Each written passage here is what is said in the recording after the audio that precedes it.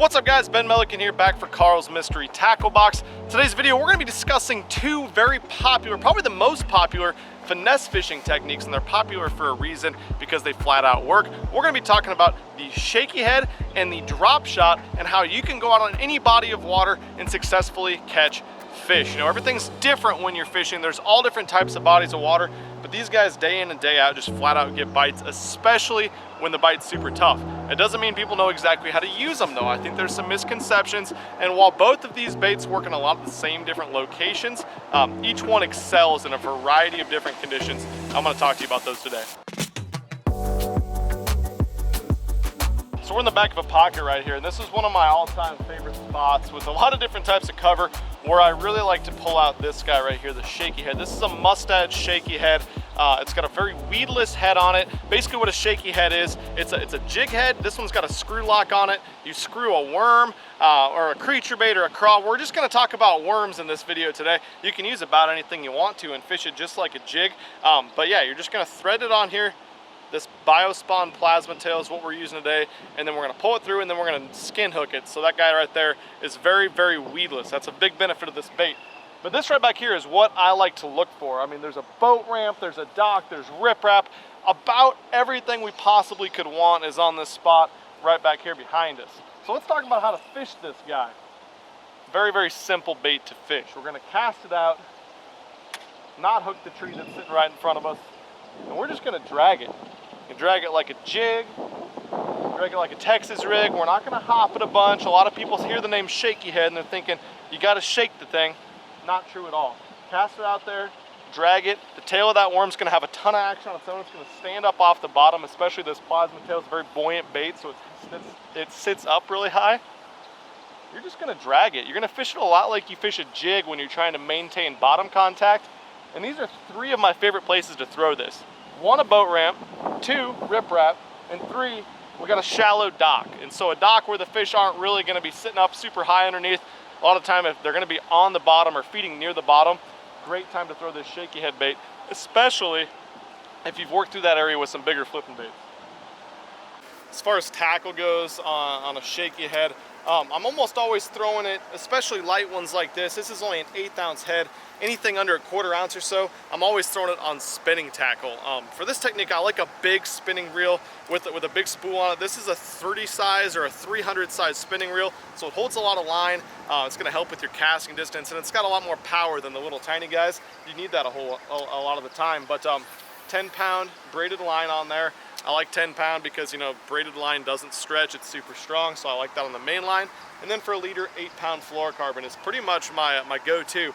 Now I will bump it up to like a 10-pound fluorocarbon leader if I'm fishing really, really heavy, nasty cover, but 8-pound gets the nod for me the large majority of the time. Another thing with the rod, I like to have a little more powerful rod than a lot of guys do when fishing a shaky head.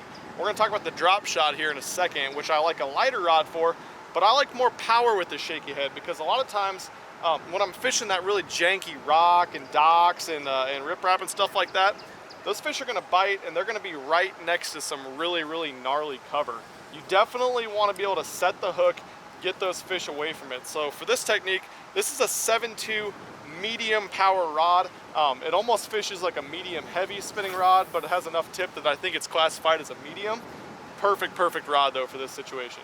So I'm gonna show you guys really quick before we get started on this, how to rig up a drop shot rig, because that's a question I get all the time. I think there's a lot of misconception about how to do it, how to make your leader longer, and most importantly, how can you tie it quickly while you're out on the water. So very simple. Let's talk about tackle first. I like a lighter rod with a little bit more tip for this technique.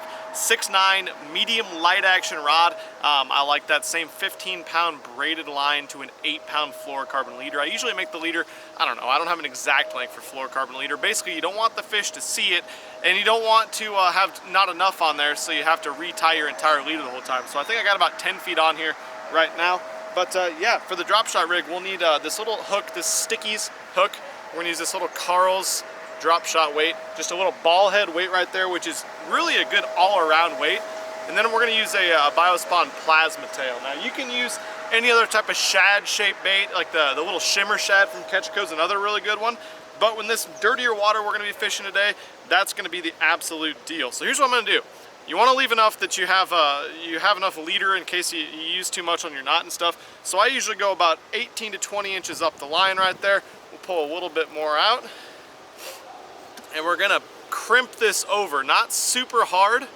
But we're gonna pinch that line right there. You don't want to make a big kink in it, but you want it small enough that you can work it through the eyelet of this little sticky's hook. When you're putting that little kink through there of your line, your 2 pieces of line, you always want to go from the top of the hook down. I'll show you why in just a little bit. But once you get that through there, you're not going to want to pull it through too far, so you're going to be left with that guy right there. All you're going to do is tie a Palomar knot. Palomar knot's absolutely key for a drop shot rig. So we're going to make an overhand knot right there. And then we're going to pull it so it's almost tight. You don't want to pull it all the way tight. Again, you'll see why in a second. We're going to take this loop, go over that hook like that, and we're going to pull on the tag end to tighten that all down. And so that's going to cinch down just like so. And that's why this is really good, a good knot for a drop shot, is because you can see your hook is going to be left once you pull it tight. Not quite tight yet, but your hook is going to be left on the line straight up and down. So your bait's going to be straight up and down. That's exactly what you want. And then you're going to take your tag end and you're going to go back through the eye again from the top down. So we're going to go top down, and boom, that's what we're going to be left with right there. And depending on where exactly you place the knot on the hook eye and how tight you pull it is the angle that your hook is gonna ride on their line like that. So that's gonna leave us with about 18 inches or so of line. And of course we just need to put our little ball head guy on there.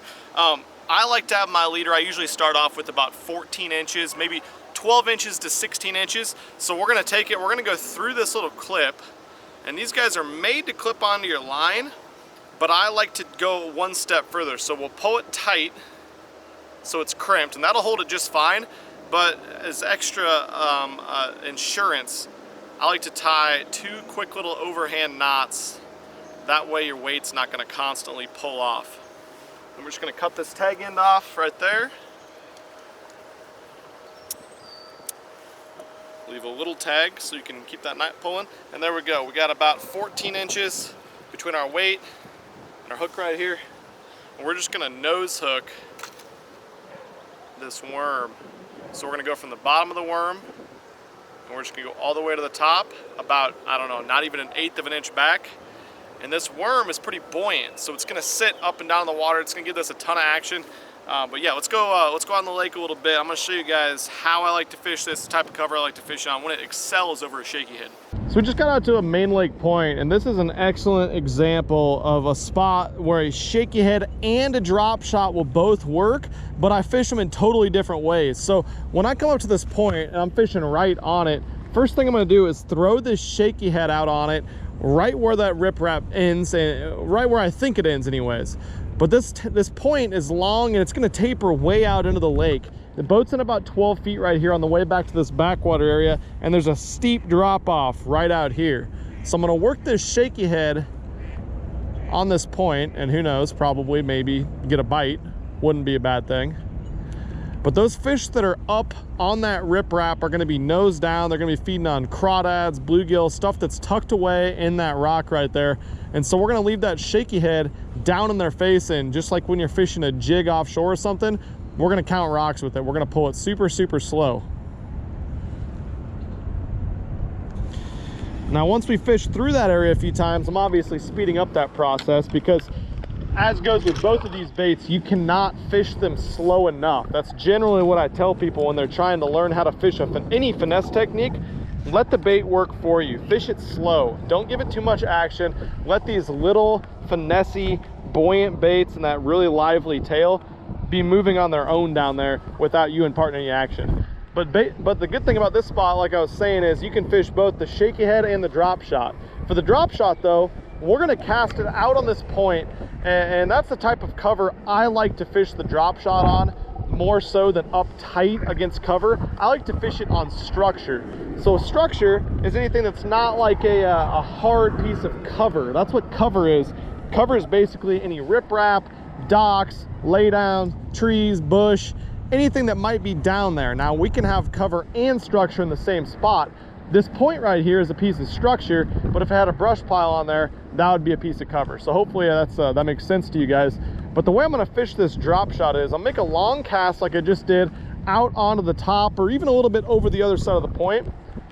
And I'm just gonna drag that guy. And every once in a while, once I'm dragging it and my line's tight, instead of leaving my line tight on the retrieve, I'm just gonna leave a little bit of a bow in it. That's gonna allow that bait, the wind's blowing this way, so it's allowing that bait to move around a lot on its own. And we're just gonna shake the slack in the line every once in a while and just leave it there. The drop shot works extremely well on super clean watered, high pressure fisheries, especially when you're fishing more structure than cover. You can fish drop shots in a variety of different types of cover, but my favorite place, and I just had a bite right there actually up against a rock. I felt my weight hit a rock and I stopped it and one picked it up, but he didn't get it all the way. But my favorite place to throw these the drop shot bait would absolutely be a lake that's loaded with a lot of steeper structure, like steep points, any type of channel swings with a lot of rock and stuff. That's where this guy gets bit. Okay, there we go. Just had to move a little bit further back off the point. That guy was way out here on the drop off. You might notice my drag slipped a lot, and that was on purpose, using light line. That might be a decent one. Oh no, little 2-pound guy, but I'll take him. Using light line like this and a lighter whippier rod, you can really use sweep sets to bury that hook set. Oh yeah, we can probably just swing him. He's hooked right in the roof. Look at that. That's how most of your bites should be on that drop shot too. That's like perfect. Hell yeah. But yeah, like I was saying, man, get out offshore, fish a lot of this structure with the drop shot rig, and then when you get in tight to the cover, throw the shaky head around. And look at that, biospawn plasma tail worm. This dude ate it.